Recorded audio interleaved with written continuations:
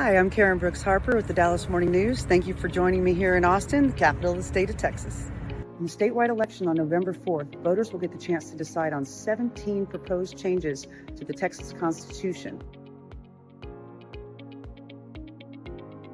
17 sounds like a lot. That's because it is. It's been over 20 years since there's been that many proposed constitutional amendments on one ballot. Now let's talk about what's on the ballot.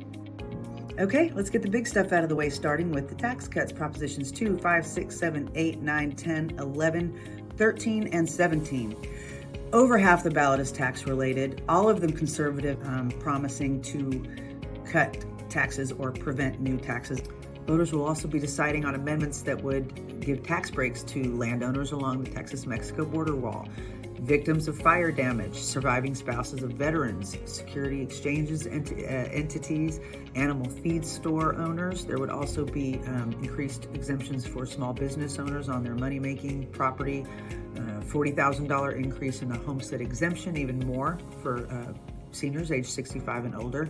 Voters will also be able to decide if they want to ban future lawmakers from imposing a death tax, which is kind of a tax on your inheritance, or a capital gains tax, which would be like having to pay taxes on the $100,000 you make from the sale of your house.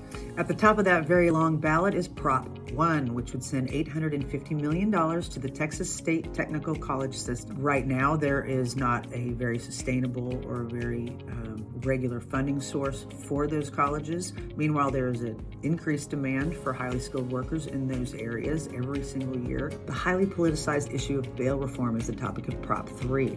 Now, the Texas Constitution grants every Texan the right to post bail in most cases unless they've been charged with capital murder, in some cases for repeat offenders, in some cases for habitual bail jumpers.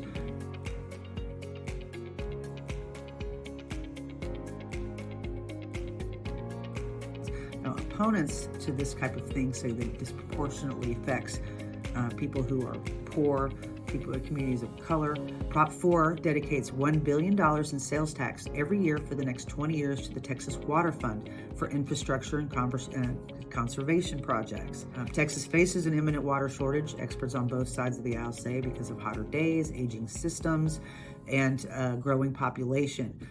Proposition 15 would give parents' rights a place alongside freedom of speech as unalienable rights in Texas, to allow parents to decide things like where to get their kids educated and what religion to bring them up in. Putting it in the Texas Constitution brings together a bunch of case law in one place, doesn't really have an impact on the law as it is now.